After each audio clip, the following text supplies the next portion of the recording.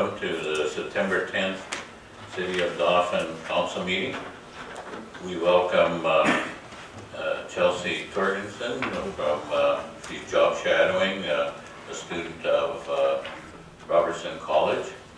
And I noticed we have a new member of the press here. And we don't, your name please? Isaac Wehack. Oh, Isaac Wehack? Wehack, W. W. Okay. And welcome. And Councillor Juba is not in attendance. He's, and we have medical appointments. So, moved by Councillor Bellemare, Deputy Mayor Bellemare, seconded by Councillor Staccato. Be it resolved that Council accepts the regular agenda as presented. Call the question. All in favor? Motion carried.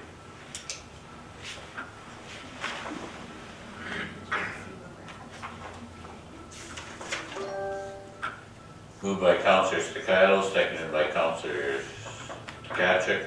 Be it resolved that the reading be waived and Council accepts and approves as circulated the minutes of the following meeting, the regular Council meeting of August 27th, 2018. Call the question. All in favor? Motion carried.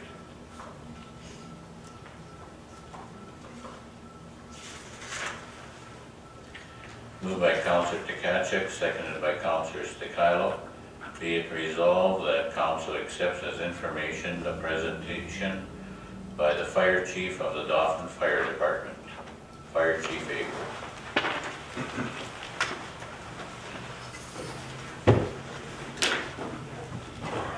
Good afternoon. I forgot I came and delivered a report earlier this year because I just kind of came in off of a fire at that time. Our media just reminded me that I smell better this report than I did the last time. So. Well, that's better. Yes. Yeah, it was a busy time. As per the memo that was provided to Mayor and Council, just a quick summary as we approach the end of our third quarter. Our year-to-date, right up to today, of our emergency response consists of 163 incidents. This is an increase over last year of 16 incidents, whereas we had 147 calls in the same time frame. I broke it down city versus rural just for your perusal. We had 132 response within the city, 29 in the RM, and 2 mutual aid response. And you can see that with our hours, even though there is quite a difference between city versus rural, our hours aren't that dissimilar, because when we get into the RM, we're dealing with much longer duration calls. Our training hours, again, year to date, 1,870 hours that were spent on Wednesday evening training. That doesn't include the weekend training that our firefighters do on the Friday, Saturday, Sunday through the Emergency Services College, or the Thursdays that they've been giving to the level 1 and level 2 training as well. Our busiest year to date prior to 2018 was in 2011 when we had 260 incidents. And at the end of May, the entire fire department was predicting that we were going to blow that number out of the water, break the record to say, since we had 39 incidents in the month of May alone. So by the end of May, we're quite in excess of that 2011 stats, but since that time we've slowed down a little bit with our call volume, and we're actually 20 calls down from where we were in 2011 at this time. So we're hoping that we don't catch up to that, because those are records that no firefighter wants to break. When it comes to training, in June we had sent 5 members for the level 2 firefighter practical exams, 3 of which were successful, 2 will be retesting in October, and we had 4 members test for the level 1 firefighter, all of which were successful exams. We've been actively recruiting new members over the summer. We did, if you recall, a recruitment drive back in February, and we've continued our recruitment efforts in order to bolster our numbers. We had 2 members leave us, where they went to the RCMP depot to advance their careers that way. One that moved up north, another one took a job with CP Rail out of Brandon, and just moving on in life. So now we have 10 members that started the Level 1 firefighting program last Thursday, as well as we had 7 existing members sign on for the Level 2 firefighter program. The classes started on Thursday, September 6th. They'll run until the end of March, and then we'll have some hands-on practical scenarios for the students to go through with an end goal of May for exams in Brandon. Out of that class, we also have 3 members of the Sifton Fire Department joining us for training. So not only is that great that they're bolstering their numbers of trained firefighters, but we also have the opportunity to work with them and get to know each other a little bit better, given the working relationship we have with the Sifton Fire Department. We also opened up the classes for any member out of the mutual aid district if they wanted to attend. And we've had interest from St. Rose, Laurier, Oka River, Gilbert Plains, and Grandview expressing interest in attending the classes. After we took a summer hiatus, our Red Cross instructors, David Clark, David McInnes, and myself, have reorganized our classes, and the first one will start September 22nd, 23rd. We open up those classes to the members of the public because we saw a lack in the community, and honestly we get several phone calls a week with people wanting to know about first aid courses.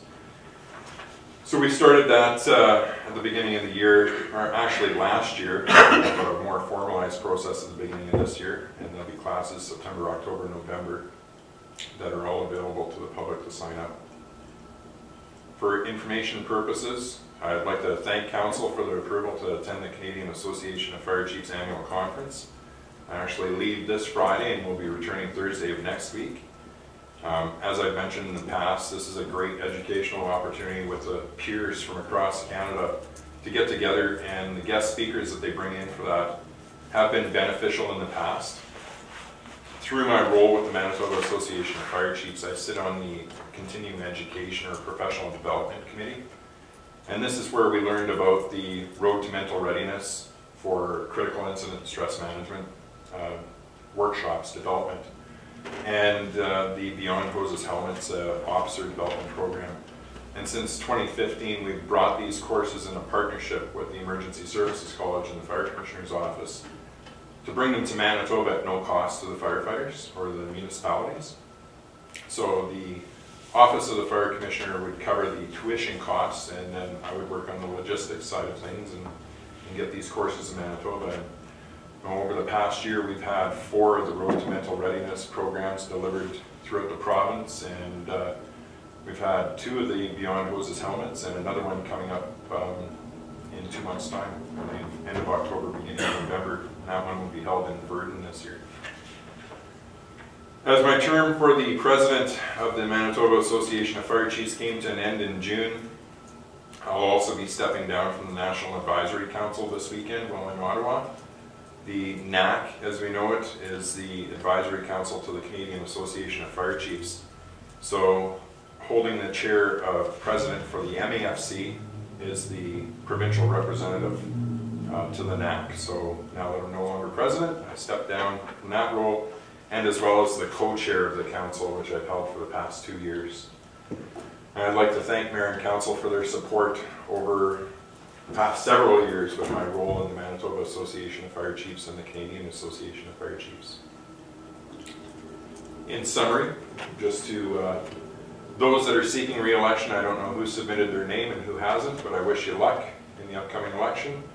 For those that are not, thank you for your working relationship that we've had over your term, and I wish you all the best in your future endeavors. And I'd also like to congratulate Charla on the position of city manager, and I look forward to working with you even further in the future. And I'd also like to thank Brad for his guidance and support over my tenure with the city. I've learned a lot thanks to your leadership, and I wish you and Joelle all the best. Any questions? Yes. Councillor Magic. Yeah, just a quick question. I don't know if you have the answer in front of you or if you've researched it before. You were saying that the amount of time spent on fires, rural versus city, was very close this last season. Is it historically like that, or? When we entered our fire protection agreement with the city and the RM of Dauphin. I had actually done a 10-year analysis at that time, and I believe that was in, correct me if I'm wrong, 2008-ish, somewhere in there. Had gone back 10 years, and it actually, over that 10-year period, it worked out to 35%, 36% on the hours. The call volume was much lower in the RM than it was within the city, but the duration of the calls was in that 30 to 35, 40% range. And this year, you can see it's back up in that range again. So it fluctuates year to year depending on the season. Depending on how. Yeah. Any other questions? Councillor Adams? Yes, the increase in calls, would that be kind of weather related? We had a really dry season, and especially for the rural, there was a lot of, because of such dry conditions, did that kind of enhance the hours that you were spending? Absolutely. There's no doubt in my mind that it was related to weather. You know, where we're 20 calls below 2011, but we're, what did I say, 16 above last year. Yeah. If I just recollect from memory, last year I think we had about 6 grass fires. This year we've had 29 rural response, and I'm trying to think back to May where we had the 39 calls. I think 23 or something like that happened within the RM. So it all came in one big shock wave. Anyway, I'd like to thank you and all your firefighters for keeping our community safe. It's very much appreciated. And thanks you. also to your family who support you. Thank you. And keep up the good work. Deputy Mayor Ballmer. Yes, 10 people in level 1, that's great. So where are you at with the total numbers that you want in there? Because you lost 2 and you have 10, but 3 look like they're maybe sifting. No, actually within the department itself, within our bylaw it says that we can have 36 frontline firefighters. So we define our frontline firefighters as our working officers, our captains, lieutenants, and then all of our firefighters and recruits within there. We don't factor in our 3, 4 auxiliary members into that 36. As of last Wednesday, we're at 36. Woo. We had a fully trained firefighter move to our community and expressed interest back in July saying that they were being transferred to Dauphin in August, wondering if we were taking new members, and when I saw the transcript I said absolutely. You know, they have their level 1, they have vehicle extrication as well as several other courses. They were completing their level 2 and then had a skiing incident and couldn't go for the practical exam, so we're trying to get them through that point right now. But yeah, we're happy to say we're at full staffing. Again, knock on wood, we stay that way. So great job with the recruiting. And just one further question. You had mentioned that you've been involved with some professional development. Are you still continuing in that role? Absolutely, yeah. Okay. It's the Fire Chief of Selkirk and I are the Professional Development Committee for the province of Manitoba. Cool, thank you. Thank you. Any other questions? Well, thank you very much, Fire Chief Avery. I know that your participation both at the national level and at the provincial level has raised the expertise of our fire department, and it's so important that we continue in these professional body opportunities for other even members of your fire department to attend. And it takes a lot. You sacrifice a lot, but as a community, we thank you for your efforts and all the members of your fire department. Thank you, sir. And now you can go to your school division meeting. Thank you. And just one other thing for your next council meeting, I will have a request for a proclamation for Fire Prevention Week, which starts October 7th and runs for the week, even though fire prevention is every day. It is the one week that we highlight out of the year. And just a note that there'll also be an invitation coming from Mayor and Council for the Firefighters Ball to be held on November 3rd this year. So, and that's, we're just still trying to figure out how many have actually happened, but we know that the first one was March of 1901. So we can lay claim to the fame that it is the longest running social event in Dauphin's history. Yeah, Gary Holyoke was there.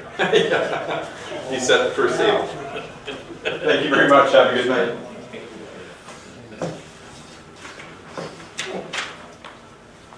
Okay, next,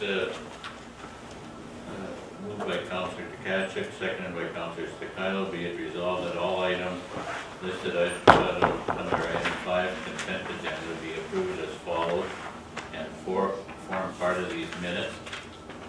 Well, no action items this time. The filing items are Association of Manitoba Municipalities, the news bulletin of September 4th, Member Advisory Nomination Information Executive Committee, election August 27th, Member Advisory Reimbursement for Fire Services on September 4th, Manitoba Sustainable Development, Blue-Green Algae Blooms, Intermountain Conservation District, the annual Water Festival, request for volunteers September 26th and 27th, and Communities in Bloom, correspondence as recommended by the Mayor and City Manager. I'll call the question. All in favor? Motion carried.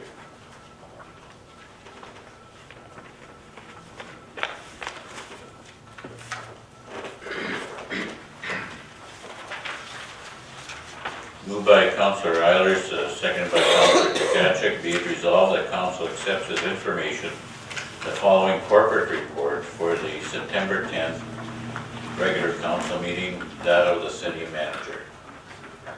City Manager. Thank you, Mr. Mayor. I start my report by saying, in my opinion, September is the busiest month in the City Manager's role and many other administrative roles. Other things like finance would be a different time of year, public works would be a different time of year, but September is very, very busy for us.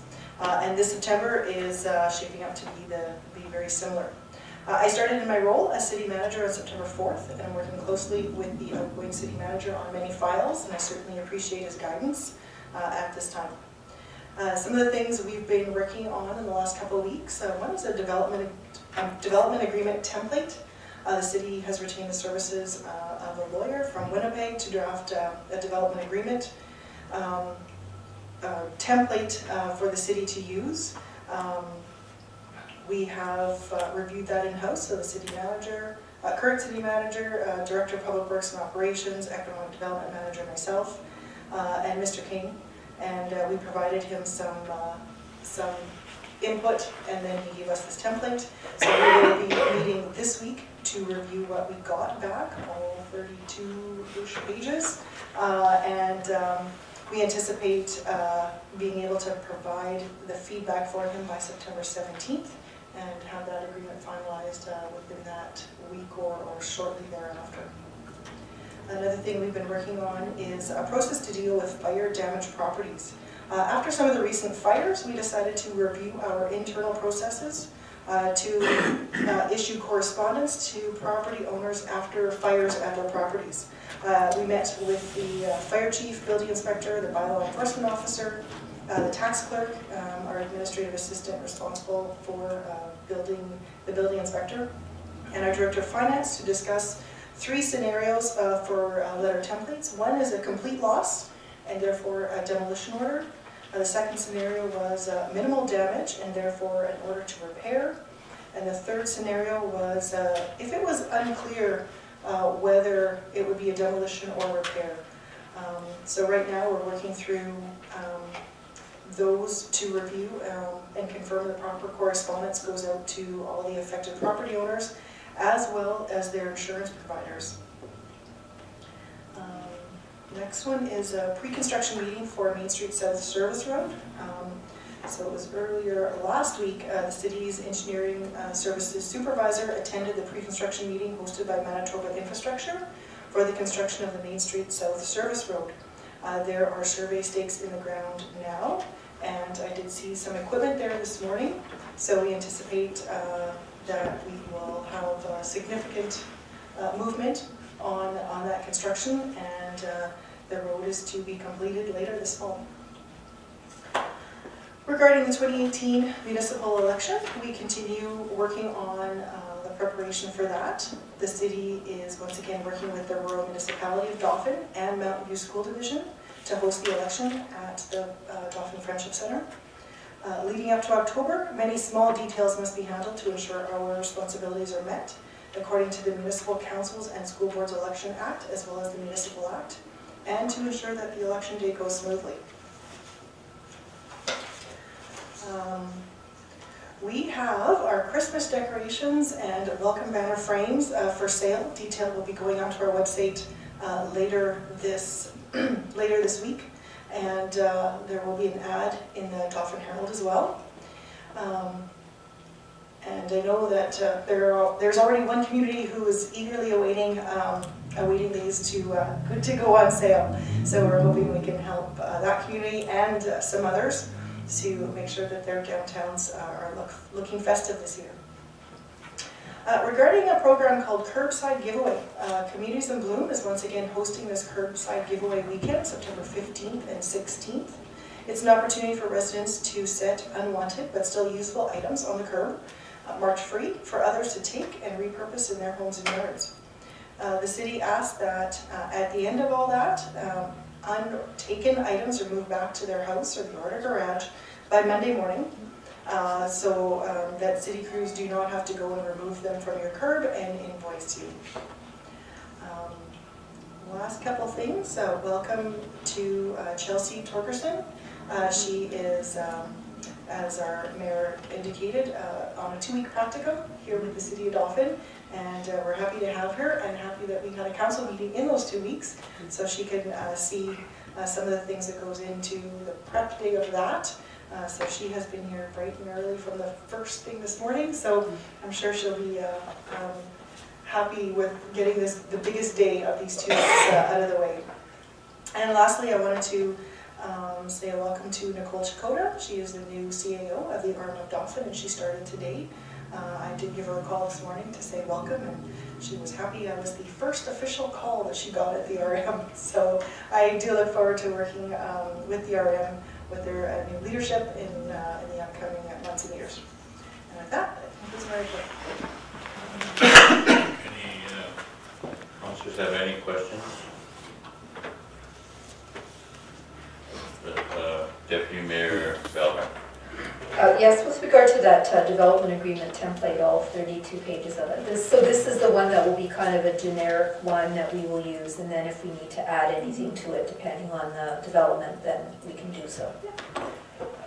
Yeah, that's correct.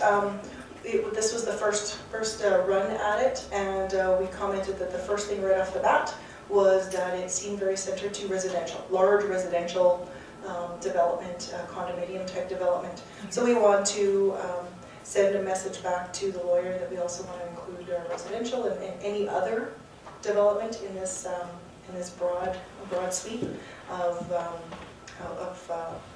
basically having this template to start. There's a few other things. I think we have comments that yes, this is good.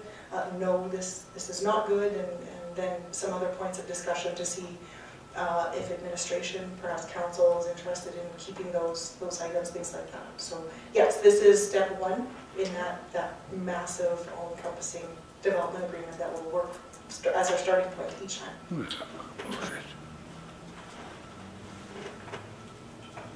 Any other questions? I'll call the questions. All in favor of acceptance? Motion carried. Moved by Deputy Mayor Bellmer, seconded by Councillor Stakilo, be it resolved that finance accounts having been examined by council and be hereby authorized and approved. Check numbers 23463 to 23439. 77 checks for $839,966.15. No voided checks in current range. Holy man. There's a stale dated one from, I guess the Receiver General doesn't want it. 473,861.98. Any details on that one? Okay, sorry. unfortunately, this was one of the payments to the RCMP. And maybe even more so, unfortunately, that's the second time in the last 10 or so years that they have sale dated a check. So it is canceled, and we are reissuing so that there's no chance of them cashing both of them if they happen to find this one from 8 months ago. So, yep. Okay, thank you. And also the electronic payments for August 2018, 4 of them for $181,862.52.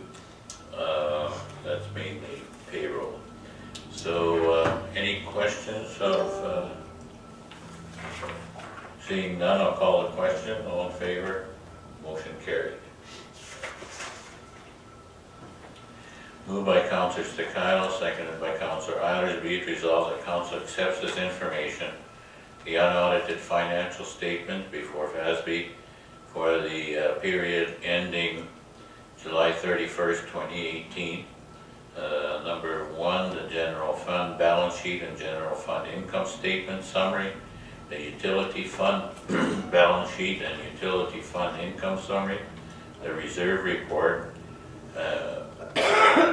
Further be it resolved that Council accepts as information the variance reports for the period ending July 31st, 2018. Any questions? I'll call the questions. All in favor? Motion carried.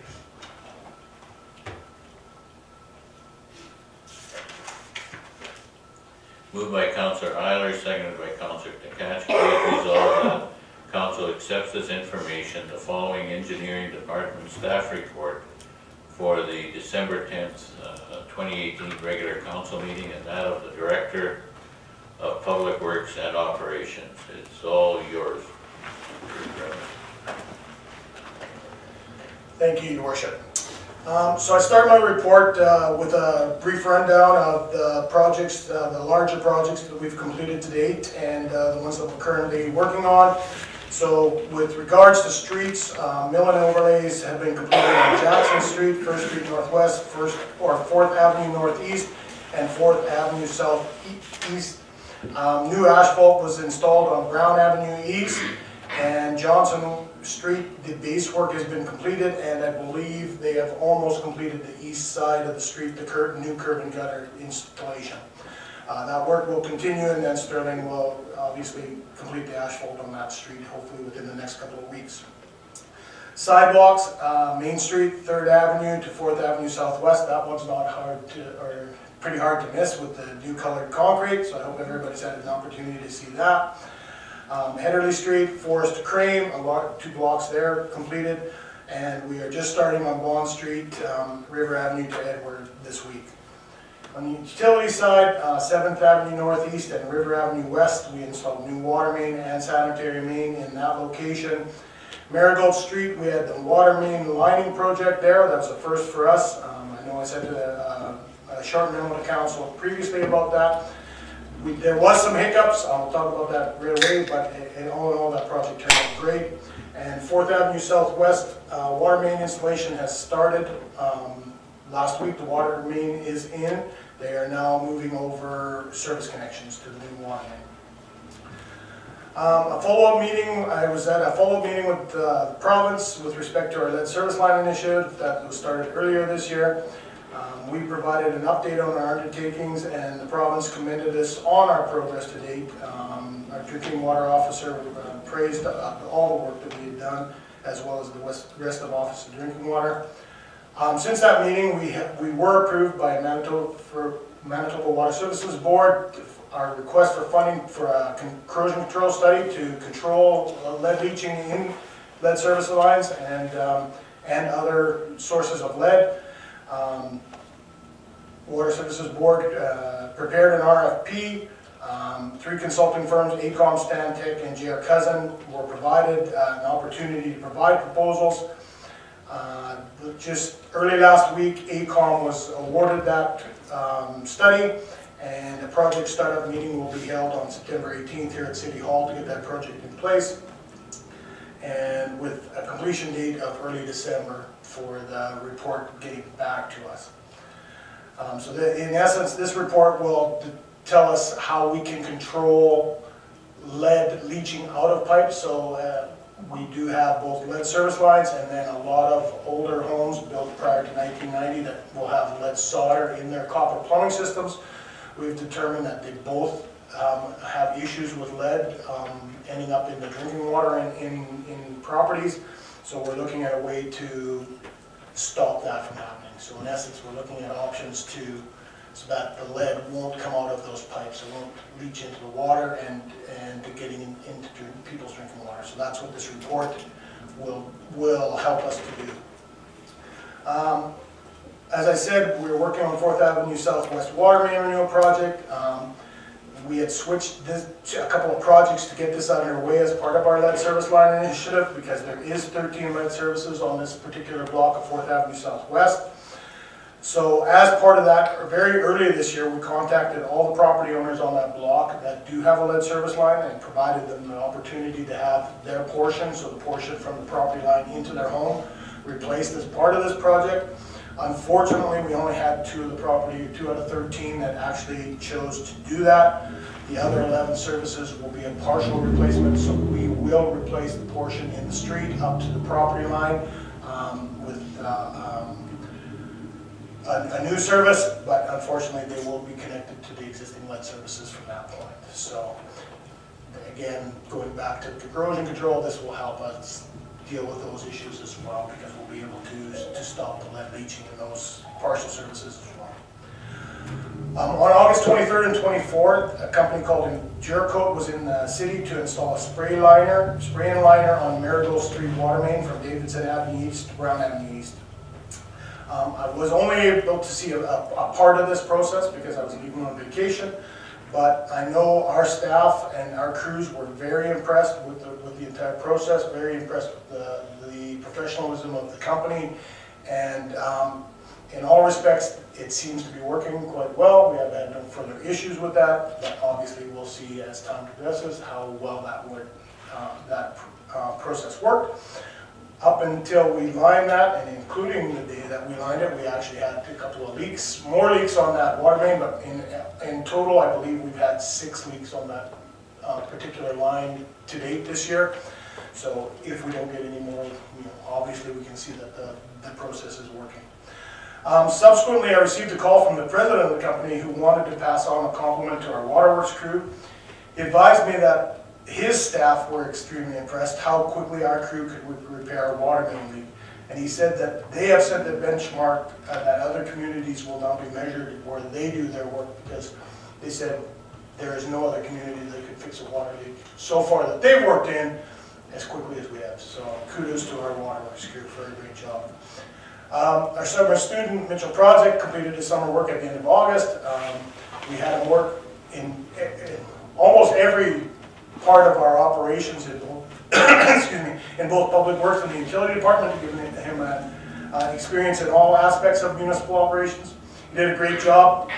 Worked very independently. It was great to have him around. He also completed our first ever pavement condition rating survey, which will be used in our asset management program, but more importantly will give us measurable data for determining the condition of our roads.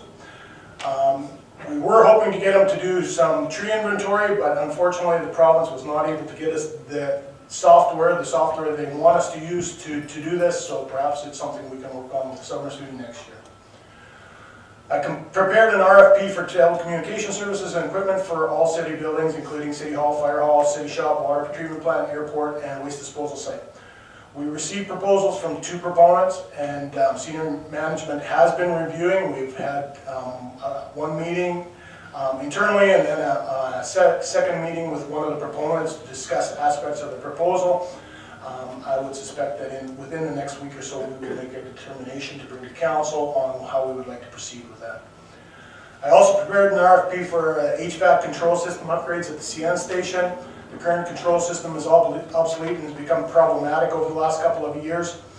I did receive 3 proposals for the RFP and have only had an opportunity to review them, just have a quick read through of them all, so that will be coming to council. I'll be meeting with some staff here as well, and that will be coming to council probably before or by mid-October. I attended 2 meetings with Manitoba Infrastructure with respect to development along Main Street South and drainage for the area. Also at one of the meetings, a discussion was held with regards to entering into an agreement with Manitoba Infrastructure for snow clearing and ice removal on highways within the city.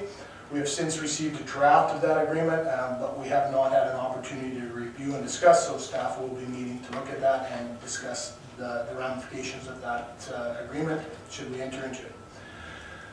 As the new city manager has said, we had a meeting with David King, a lawyer, or a teleconference with David King, a lawyer out of Winnipeg, to discuss a new development agreement.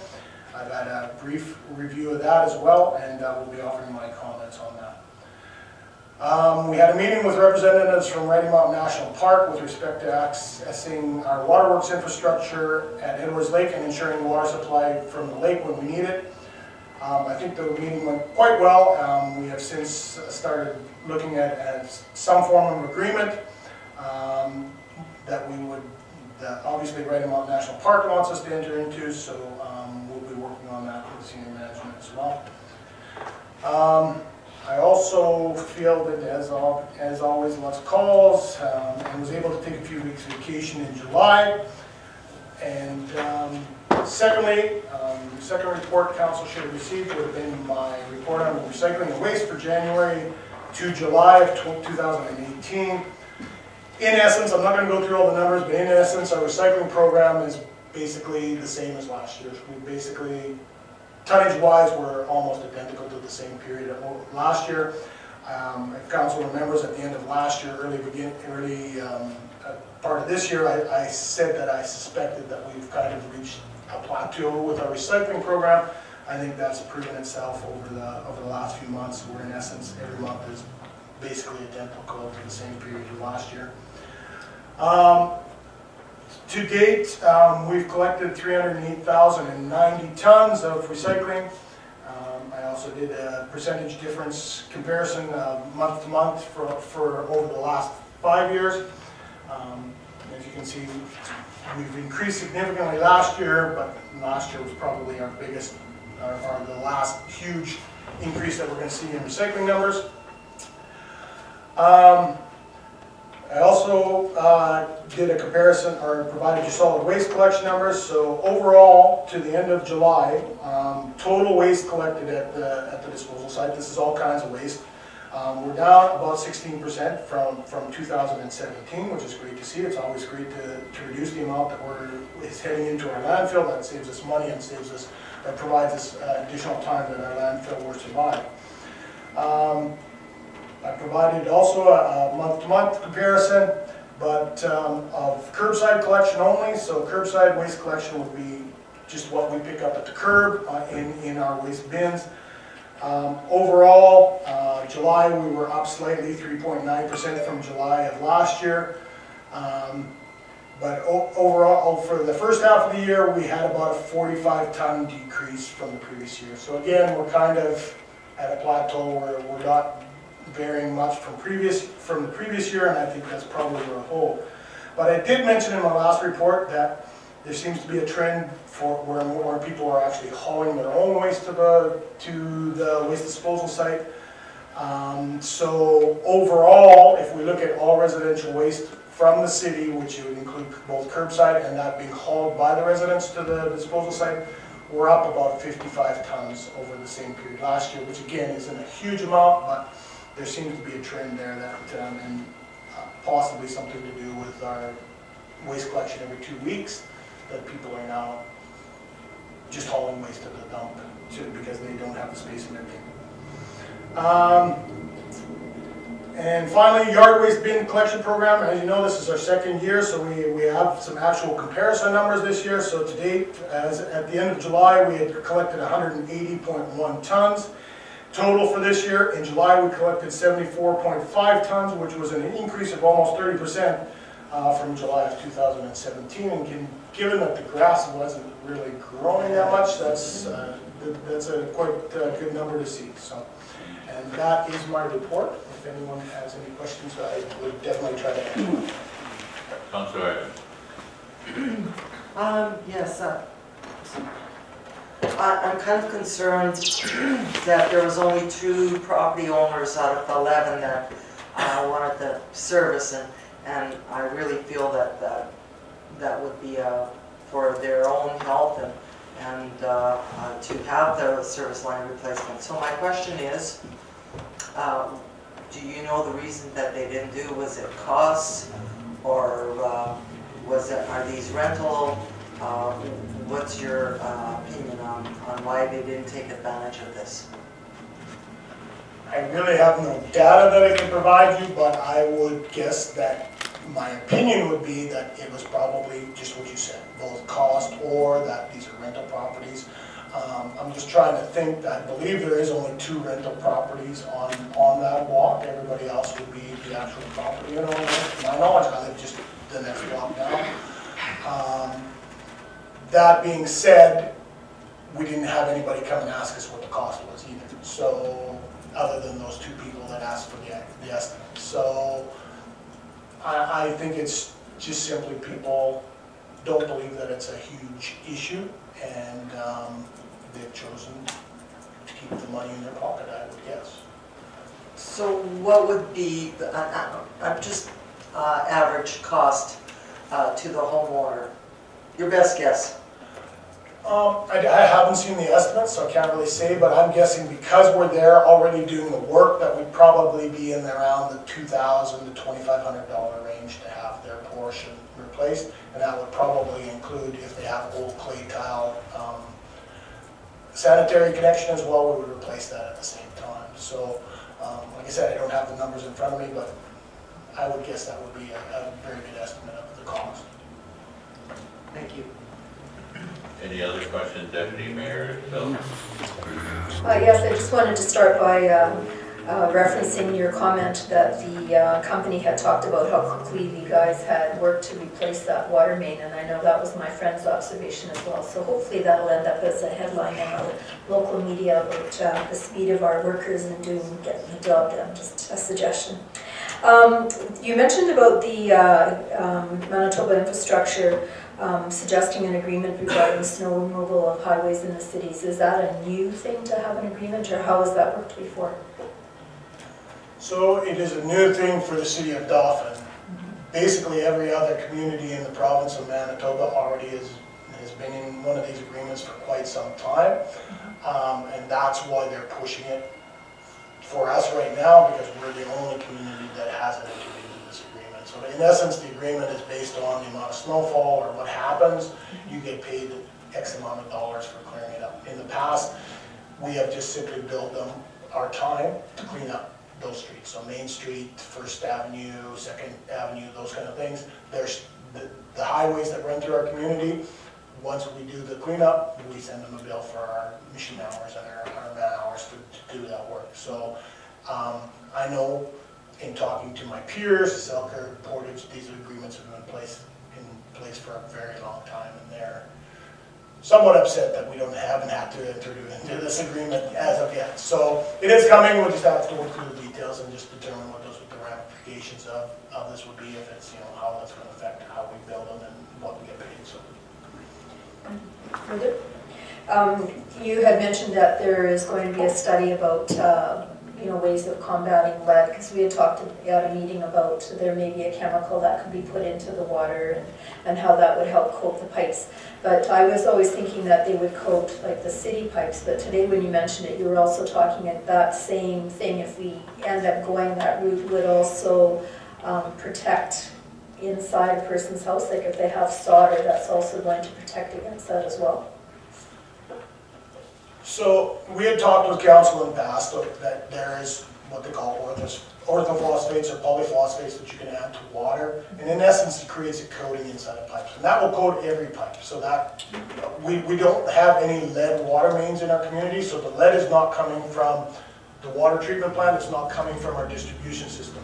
the lead that's getting into people's drinking water is in the pipe from our water main that comes from the street into your home. So we have about just over 400 properties that have a lead service line, but we also have homes that were built prior to 1990. And those homes built from the 50s to the 90s, they used what was called 50-50, or it was 50% lead in the solder. So it made it easier to work with.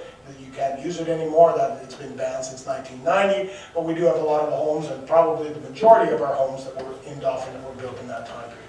So anybody that has copper piping in this type of solder could be exposed to lead.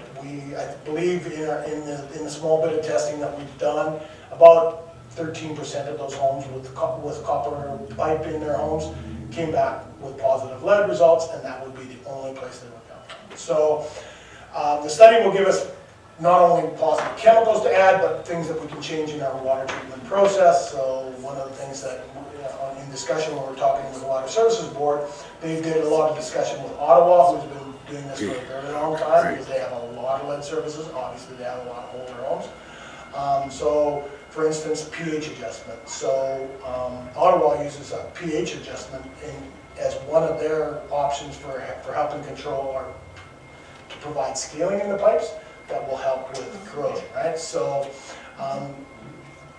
the proposal from AECOM looks at using a computer model to develop a solution, both changes to water treatment and possible addition of additional chemicals.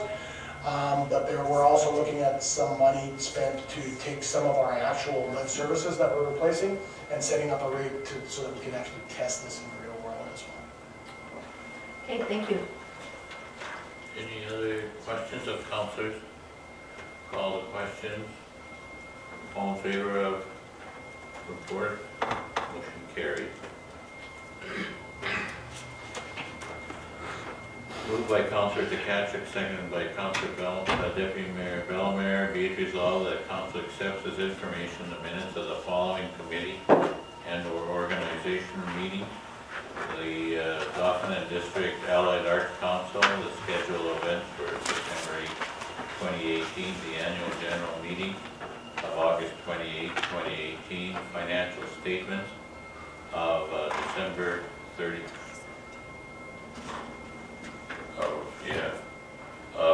December 31st, 2017. The Dauphin Vet Services Board meeting of May the 10th, 2018. The Riding Mountain UNESCO World Biosphere Reserve meeting of May 31st. Any questions? Call the questions. All in favor? Motion carried.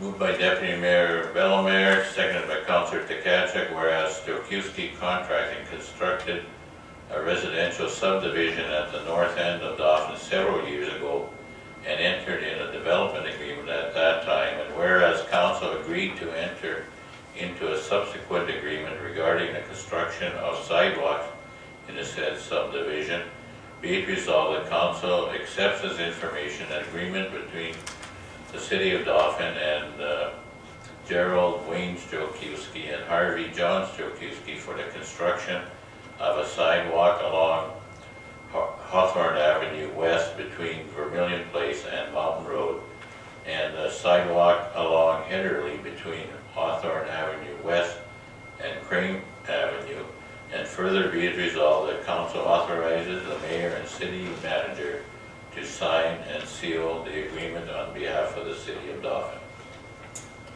Any questions?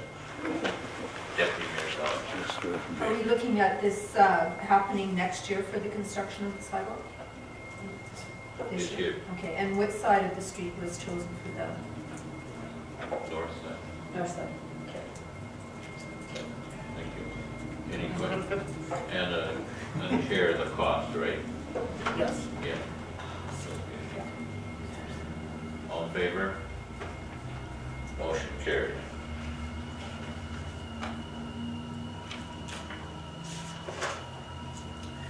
Moved by Deputy Mayor Bellemare, seconded by Councillor Staccato, whereas Public Rail Safety Week is being held across Canada and the United States from September 23rd to 29th, 2018, and whereas it is in the public's interest to raise citizens' awareness on reducing avoidable accidents, injuries, and damage caused by collisions at several crossings or incidents involving trains and citizens. And whereas Operation Lifesaver is a public-private partnership whose aim is to work with the rail industry, governments, and police services, the media and other agencies, and the public to raise rail safety awareness. And whereas CN has requested City Council to adopt this resolution in support of its ongoing efforts to save lives and prevent injuries in communities including our municipality, be it resolved, the Council supports National Public Rail Safety Week from September 23rd to the 29th, 2018. Any questions? I'll call the questions. All in favor? Motion carried.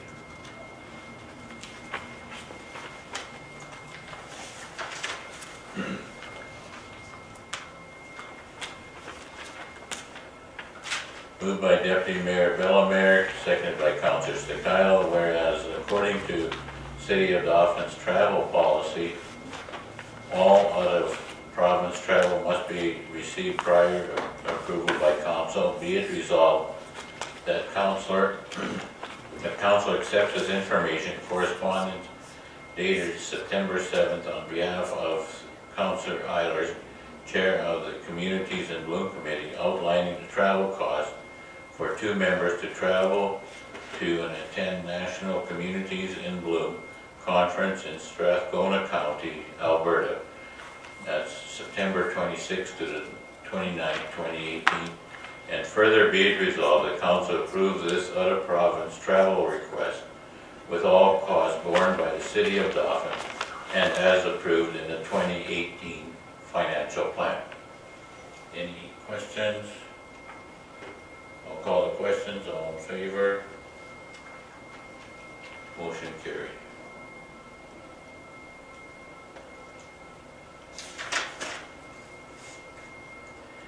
Moved by Deputy Mayor Bellemare, seconded by Councillor Stakilo, whereas according to the City of Dauphin travel policy, all out-of-province travel must receive prior approval by Council. And further be it resolved, the Council accepts as information correspondence dated September 5th, 2018 from the Director of Public Works and Operations requesting approval for out-of-province travel to Saskatoon to attend the Saskatchewan Water and Wastewater Association Annual Conference from November 7th to the 9th, 2018. And further be it resolved, the Council approves this out-of-province request with no travel or attendance costs borne by the City of Dauphin, as those costs will be borne by the Manitoba Water and Wastewater Association and the Saskatchewan Water and Wastewater Association. So that's cheap like Worcester for the city. All in favor? Motion carried.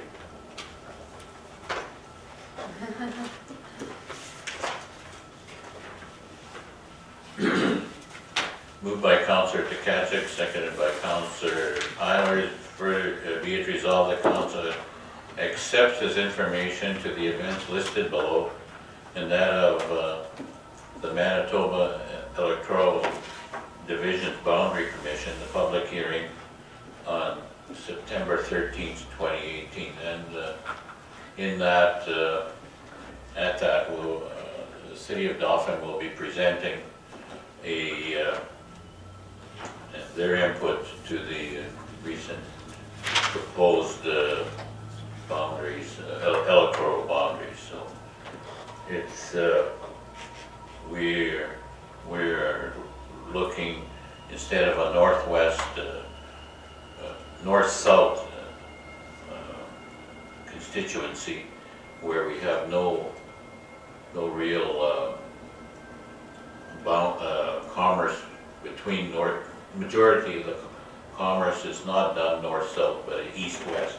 And what we're proposing is an east-west type of electoral division. We'll see how that goes.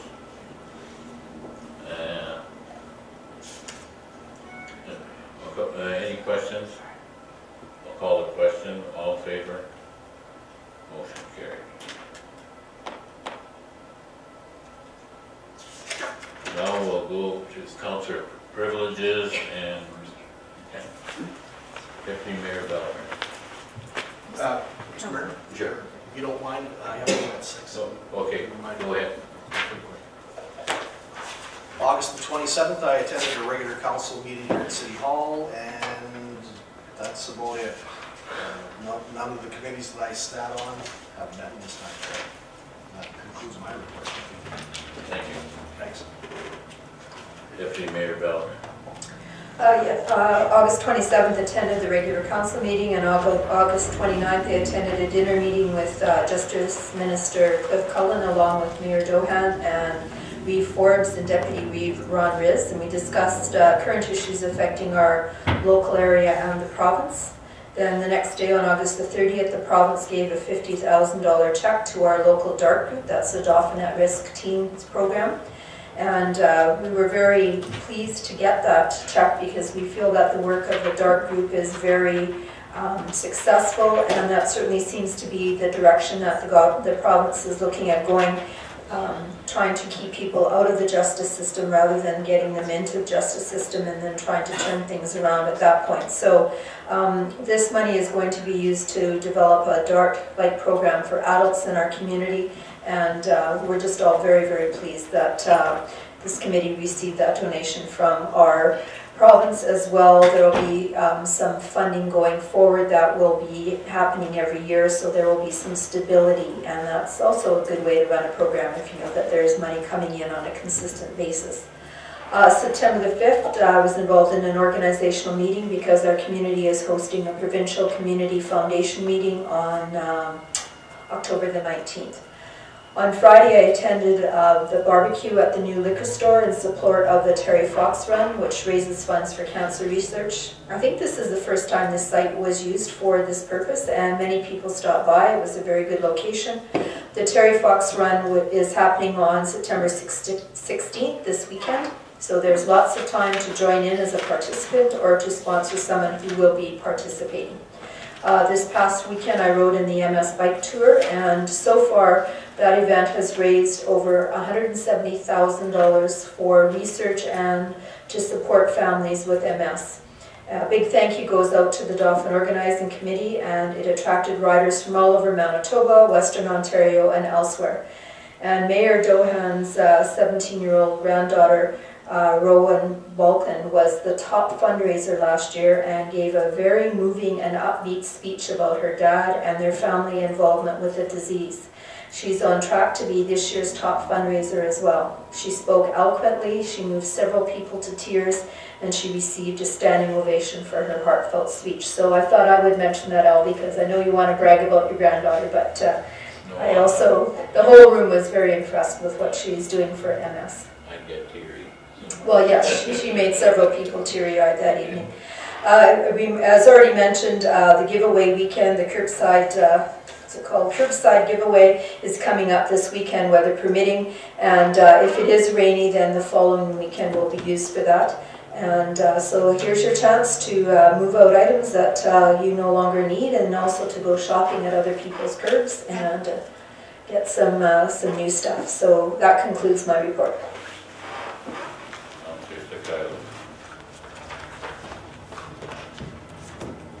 Thank you, Mr. Mayor. For myself, August 27th, regular council meeting. And I'm just going down my list of some reminders for some upcoming events, and most of them have been mentioned already, but I think there's one here that hasn't. September 17th, City of Dauphin will be holding a household hazardous waste collection at the shop from 4 till 8. As usual, the items they collect there are fluorescent light bulbs, residential paint, aerosol containers, pesticides, and corrosive materials. One other one that I have on the list of an upcoming event, September 22nd, is the Dauphin Kings home opener against the Verdun Oil Capitals. This year, similar to last year, they're going to be holding a tailgate party in the parking lot starting at 5. And I believe that there's going to be a road hockey game for the kids with some of the Dauphin Kings that are dressed for that evening. And I think it includes a Jets ticket giveaway, some live music, and some food. And then the game starts at 7:30, so they always try to fill the cup, especially for the first home opener, so that would be great if people can attend that. And then also too, we did receive an email about fall cleanup, which begins on October 9th. I've had a few inquiries from some people around the city about that. So it does begin on October 9th, and I believe as usual it starts with a day 4 area on the garbage schedule. So start with that, and as usual, accumulated grass waste, garden waste, grass leaves, and small tree branches are eligible for pickup, and nothing in bags. Just leave it on the in the back lane there. And for me, that is all. Thanks. Thank you, Councillor Eilers. Thank you. Since August 27th, the regular council meeting, on August 28th to 29th, I handed out CIB door hangers for acknowledging homeowners who made a special extra effort to beautify their neighborhoods. Appreciate all the effort of our community members. September 1st was the Color Blast Off, and thanks to all the participants and the volunteers that made this event a success. And also it was really good to hear that DART, the Dauphin at-Risk Teens Group Program, received an annual funding increase announcement, and this was announced by Justice Minister Cliff Cullen. As mentioned before, giveaway weekend is September 5th to 16th, with the rain out being the following week. And I too was concerned when I looked at the public hearing on the changes they proposed for electrical boundaries. I really feel that this has really impacted our trading area, and I really hope that people come to address it. I'm glad to hear that the city's going to make a presentation on that. And it's September 13th, starting at 10 a.m. at the Dauphin Rec Services. And as mentioned before, hazardous waste on September 17th from 4 to 8, including your old oil cans or any kind of chemicals, as well as your fluorescent lights, etc., etc. And yeah, fall cleanup starts October the 9th. And I just wanted to reinforce that school is in session. Please take care on the highway, streets, and crossing, and help keep our children safe. And congratulations to Steve Sobering in continuing his role as energy manager. The grant was received from FCM, enabling this position to continue. And he's been really instrumental in a lot of our money and energy reduction initiatives, especially for the business and individuals. And that ends my report. Thank you, all the councillors. It's been,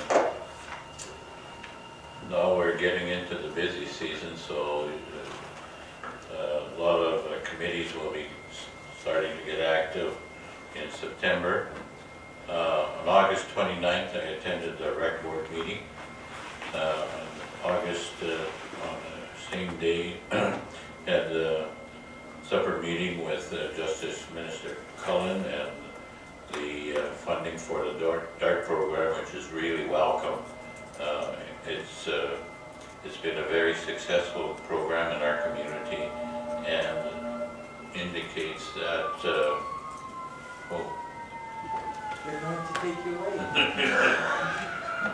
indicates that there'll be permanent funding in place and the program will continue. On the 30th, I attended the UNESCO Riding Mountain Biosphere meeting at Erickson. Welcome to the point for Monday, September 18th. I'm Chris Elissa, cutting through the political spin, bringing the news you need to know. Let's go to Texas, where it appears over the weekend. Sorry, I pressed the wrong button.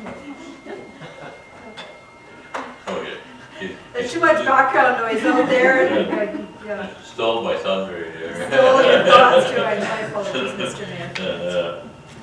September 6th, attended the vet board meeting, and we approved a complaint policy there, which is I think something we never had before. And following one complaint where the complainant did not, when we had the hearing, the complainant did not attend. It forced we started thinking that we should have a complaint policy. And if in order to file a complaint with the vet board, it costs you $500. On September 18th, we brought greetings from the to the MS bike tour. I think, from what I understand, we had close to a sellout or a sellout of registrants for the tour. Some 300 of them. To date, we collected, I heard 173,000. So, and attended the banquet at Clear Lake. It was especially for people that are touched with family members or that are have MS. Was grateful to hear the doctor, I can't remember his name, but he highlighted a lot of the advancements that have been made in treating MS, and also the money that is raised goes towards MS and family support. Something must be going on. Anything exciting? No? I'm stuck here with you. Okay. I'll get you out of here quickly. And also, I was really proud that my wife's granddaughter, Rowan, raised $4,300 and some last year, and she made I was amazed at the speech that she made. My father had MS, and she just hit the points bang on in there. And I'm not sort of a teary guy, but it brought a few tears. She just did a fantastic job on the speech, delivered it very eloquently, and I thank her. And on top of that, Roman, the MS bike tour, gave her a bike on top of that. So it's and it brought, with the doctor's greetings and Rowan's message, there is hope, and we'd like it sooner than later, but it was really uplifting and sort of looking at the future, hope for the organization, for the disease. And I thank the organizers for just amazing work that they do, like the breakfast here and then the banquet there and the banquet and breakfast and rest stops along the way. It takes a lot of volunteer organization to put on such an event, and it was very well done. That same day, attended the unveiling of the United Empire Loyalist family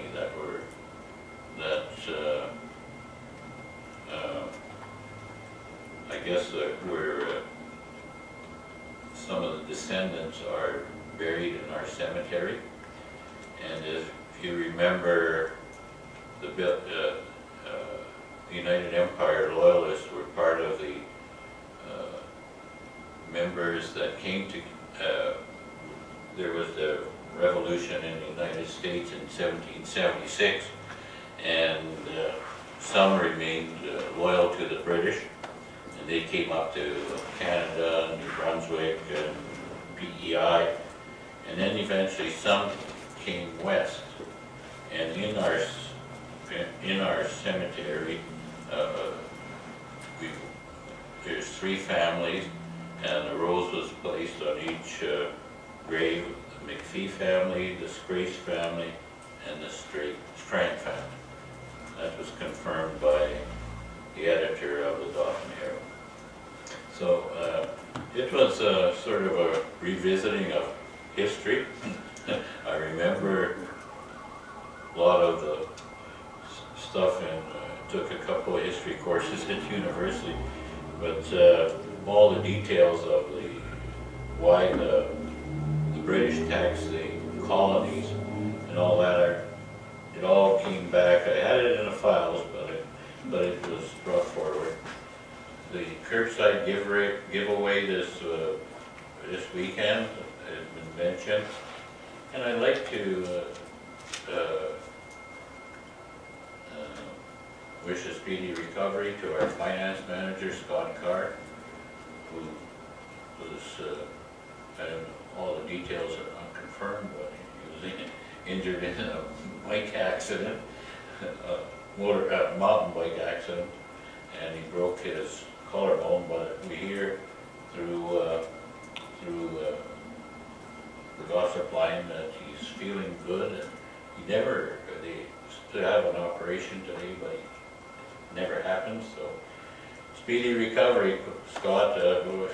Boy, we're spending money here, so you better come back soon. And that ends our general portion of the September 10th council meeting.